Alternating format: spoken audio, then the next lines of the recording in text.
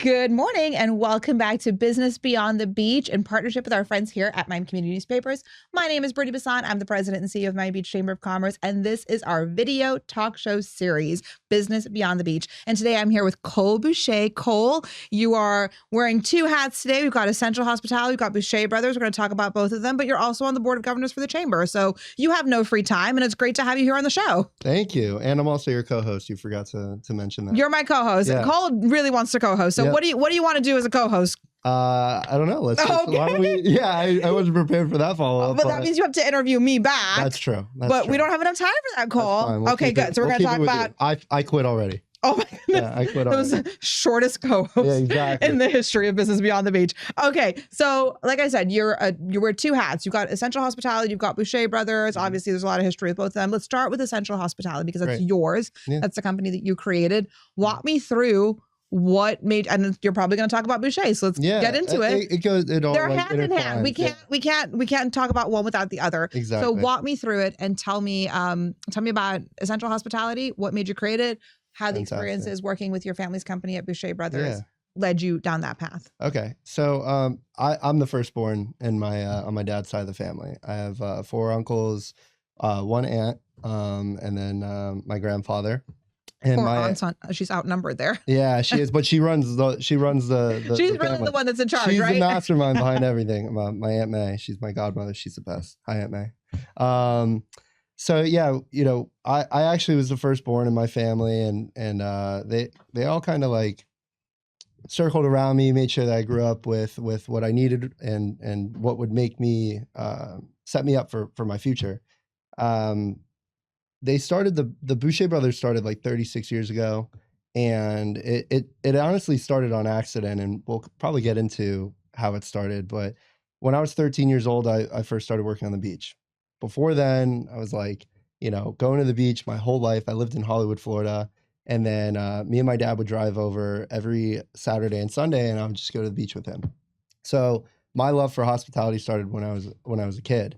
And I always tell my dad and my uncles this, but I've known since I was 9 years old that I wanted to be in Buché Brothers. I've known that I wanted to be in hospitality my whole life, which I think is extremely special because I know a lot of the people that I grew up with, a lot of my friends and classmates and, whoever I grew up with didn't really know what they wanted to do, and I always knew, like, I wasn't the one that was like, oh, I want to be a football player. Like, no, you didn't want to be a firefighter when you were, no, you like, I want to work on the beach. I want to be a Boucher Brother. Hospitality. Exactly. Like, I always knew. I want to be a Boucher Brother. Yeah. I want to be part of this family that I was born in. Exactly. Like I wanted that my whole life. I didn't want anything else. I started working on the beach when I was 13 years old, and my dad and his brothers instilled great values in me, morals, and definitely were a little hard, in terms of standard and expectation. Because always the case when you're dealing with family, right? Yeah, when you work with family, people think it's easier, that you get to just kind of cruise through, but no, they're tougher on you. Absolutely. Yes. So I started working at 13 on the beach, and I literally worked in every division of the company, in groups, water sports, F&B, beach operations, as a manager, as a director, everything, behind the scenes, back of house. And now I'm part of their executive team, where I'm the vice president of business development for Buché Brothers. So I get to do a lot of great things with the partnerships in Miami, Miami Beach, and the many different municipalities that we work with around the different cities. But I also get to work on special projects. How many, actually, sorry, not to cut you off, but how many, because I know Boucher's impact, of course, throughout Miami Beach. And, it's incredible. And you're such a strong community partner. And we're so grateful for the partnership that we have with the chamber and, of course, with the city. Thank you. How many other cities are you guys in? So we are in Miami Beach, Fort Lauderdale, Hollywood, Hollover, Hollandale, Clearwater, Sarasota, Virginia Beach, Amelia Island in Jacksonville, San Diego, we're all the way on the West Coast, at the Hotel Del Coronado. But I think there's many more, honestly. Oh, because I was about to be like, Aunt May, he killed it. Yeah. He listed all of them, No, but he's I think I might be missing one or two. we used to work with the city of Chicago and worked on Lake Michigan. That's wow. So we're all around, and we're actually the biggest beach concession company in the United States. That's amazing. Yeah. So Incredible. and again, the brothers built this on a complete accident. They were just doing a summer job, and it turned into a career, and which is I think is really great. But anyways, I started my career in hospitality with the Boucher Brothers as a kid, learning through all the different sides of the company. And then I ended up going to college at Florida State University in Tallahassee. And I think I've always been strong at a lot of different things, whether it was sports or making friends, but school was just never my thing. And so when I went to school, I didn't really make school my number one priority, which I think, when you You were are. focused more on like the sports and making friends and the having a good time part. Yeah, Yeah. exactly. Mhm. Yeah, just making friends and having fun. And I think that was actually like a lot of people go to camp when they're younger, or at least the people that I grew up with, or they go outside of where they're living. I always stayed home. I've always been like a homebody, and I also always worked during the summers. Um, but going away to school was actually the first time I've ever been away from my family. And I didn't move too far. It was like a 5-hour drive, but still being alone and like having the opportunity to make my own decisions and do things for myself. And I definitely took that freedom as an opportunity to make the wrong decisions in the beginning, right? And not prioritize the real reason I went there, and that's to get a good education. So I ended up deciding to leave my junior year of college and go home. That's a heavy decision. Well, listen, Talk about it that. took some time to make that decision. It took 3 years of partying and having fun to sit down and say, okay, well, I should definitely like start to think about what I want to do after school, since technically it's almost over. Um, yeah, I think I was doing a lot of things on the social side, where I was like, man, I lived in a fraternity house. So I was managing our fraternity and like the parties we were having and the social events we were having. And like that was kind of like my niche. Like I knew everyone. I was just very outgoing. I'll talk to Just anyone. doing hospitality. Yeah, I think I was doing that. And I don't know. I was just talking to my dad one day, and he's like, "Are you making any money doing that?" And I'm like, "I'm actually losing money. I don't even think Throwing all these parties and not yeah, charging covers. yeah. I didn't think I don't know. I was kind of coasting, and I knew I was Did better your than that. dad encourage you? Or did he? My dad never went to school. My dad never went to college. He was working his whole life. He started the company. I think he was like 19, 20 years old when he started working on the beach. Um, None of my family actually graduated college. They never. So And you were supposed to be the first, Cole. I was supposed to be Come first. on. Actually, my brother Ethan just graduated in May, and he's like the first official Shout out to Boucher Ethan. to graduate from That's college. amazing. Yeah, so it's actually it's a funny thing that he graduated, because he's so proud of it. But yeah, that decision, it wasn't easy because I was comfortable and I was around my best friends. I also went to school with like my core group of best friends since I've known them since I was 10 years old. So like to watch them have fun, be free, not have obligations really other than school, Right. and leave that and be alone back here. I mean, I was with my family, but like everyone was away from me, or at least what I was used to. And so I think that, talking to my dad and talking to my uncles and my mom and my family, and just saying like, okay, the next step is here. What do I want to do? And in that conversation, my dad encouraged me. He was like, I think that you should go and like learn your own way. You've been part of the company, you've worked every part of it. Nothing's really changing here. Go and do something that you think will be valuable that you can bring back, which was great advice in hindsight. Because I think I learned, and actually yesterday was my 5-year anniversary of my company, Was Essential Hospitality. Yeah. Wow. So 5 years. Congratulations. Thank you. That's huge. Yeah.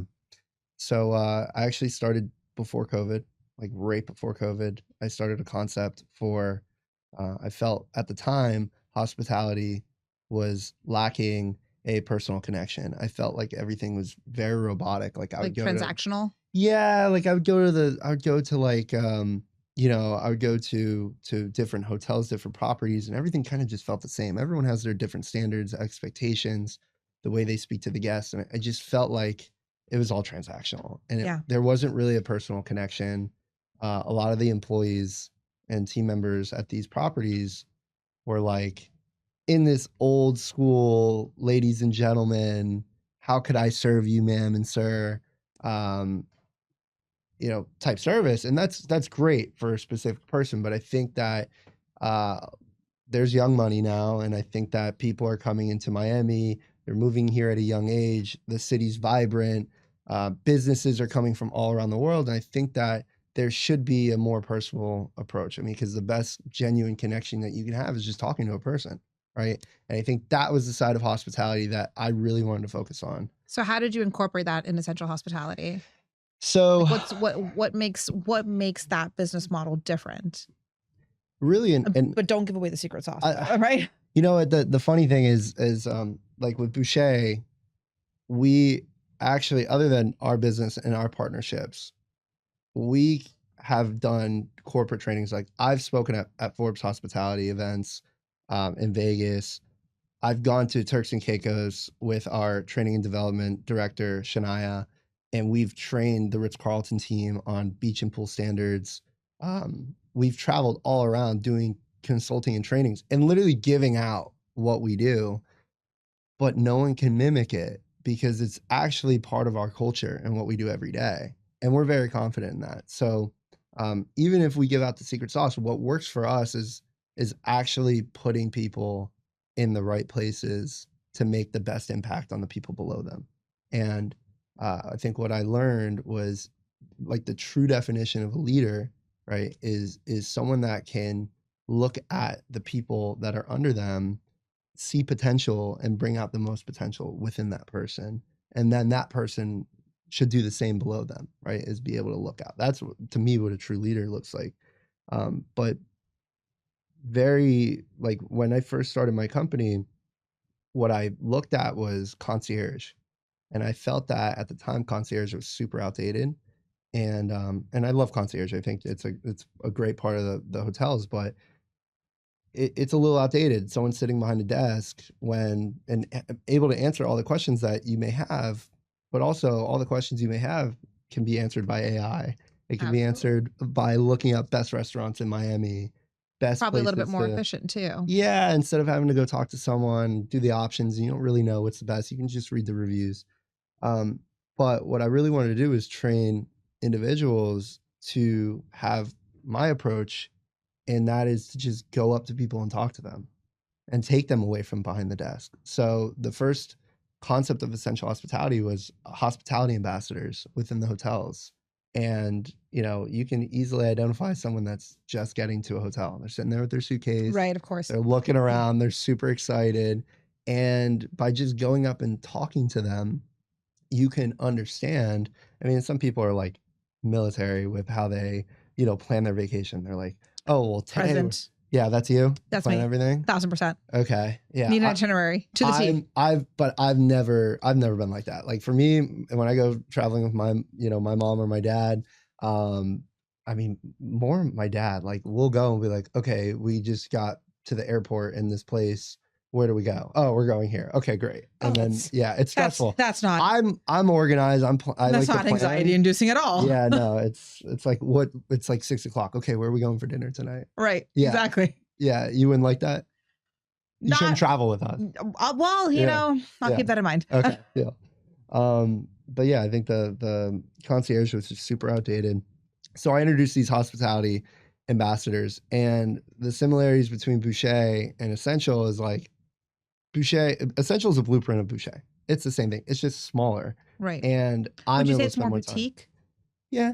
Yeah. I would say so. Who are some of the partners that you're working with now with Essential Hospitality? So right now, I have 120 team members within Essential Hospitality, and my main focus is the Fontainebleau in Miami Beach. So we run the entire pool operations there. Right. And then as well as the Icon in Brickell, which is a condominium building. Right. 3 buildings, and one of the buildings is the W in Brickell. So we service the Icon and the Fountain Blue. That's incredible. Yeah. Great partners to Yeah. have. Okay, so let's talk a little bit, because you've just been a part of this industry for so long. I mean, like really, like you were born into it Yeah. with your family history. So what are some of the trends that you see, or what can we look forward to, and what's changing with hospitality, and how are you guys staying ahead of those changes and watching those trends? Wow. Yeah. I think that, like I said before, there's a lot of business coming to Miami Beach. There's a lot of amazing restaurants, amazing vendors, and Miami is blowing up. And it's been blowing up for the past few years. And it's very exciting to see the new ideas, the new concepts that are being introduced here. I know tech is coming here big time. Fitness and wellness is a huge thing. And I think what I've learned specifically in the hospitality industry, and like I said a little bit ago too, is that I've been lucky enough to be part of Forbes Hospitality and going to those conventions for the past 5 years, and every year is the same thing. They're pushing their standards. We have 550 hospitality standards that you have to meet to be Forbes certified. That's literally every year, the past 5 years. The last year that I went to was the craziest one, because we didn't talk about standards once. We talked about how hospitality is heading in wellness and healthy lifestyle. Like, that's what the guests want. Right. Guests want to not go off their routine, right? If they're into fitness, if they're into wellness, if they're into health, how can we provide that experience for them when they come to Miami, especially here? And so having the opportunity, I think that's like kind of the direction a lot of these companies are moving. A lot of these hotels are prioritizing their spas, their gyms, making sure that the sauna, the cold plunge, the fitness trainers, everything that's all over the place. So and I commend our city too. I commend the city of Miami Beach, because to capitalize on that too, I know that there is like a Blue Zones exploration process that's happening right now with the city of Miami Beach, exploring how do we make Miami Beach a Blue Zone city, and using some of the best practices, which is all about wellness and health and healthy lifestyles. So it's true. That's just sort of the era that we're living in right now. That's a priority for a lot of people. It's not the party scene, even though we still like that and everyone likes a good party.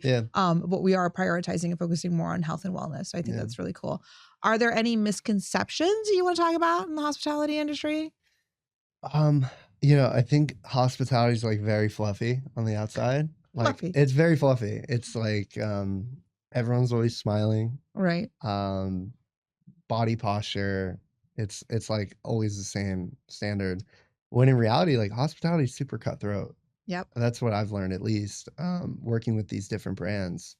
So I think, that's a common misconception, because it can be like super black and white. Like, it's like, you're smiling one minute, and then, you're going, because you're dealing with a lot of people, a lot of different emotions, a lot of personalities. So, and that's just in any workplace. But I think the common misconception there in hospitality is like, it's actually super cutthroat, and it's dead serious. I mean, there's a standard, you need to meet it.